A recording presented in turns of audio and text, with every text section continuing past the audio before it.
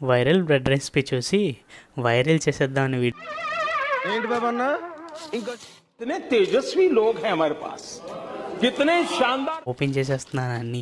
చివరి వరకు చూడండి, ఈ వీడియో ఫ్లాప్ అవుతుందా హిట్ అవుతుందా అని.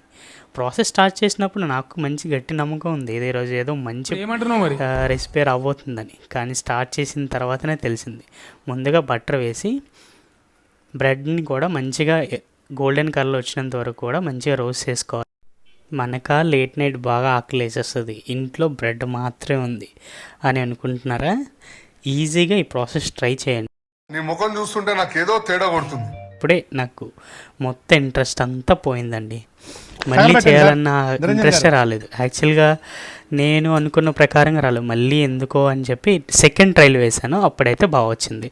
మళ్ళీ టోస్ట్ చేసుకొని దానిపైన హనీ, కొంచెం బటర్ కూడా వేయండి, కస్టర్డ్ క్రీమ్ కూడా వేసి దానిపైన మంచిగా స్ప్రెడ్ చేసుకొని, నేను దానిపైన ఏం చేశానంటే ఒక బిస్కెట్ని కూడా మంచిగా క్రష్ చేసి ఆ పౌడర్ వేసానండి దాన్ని, అండ్ లైట్గా ఆల్మండ్స్ పైన టాప్ చేసుకున్నాను.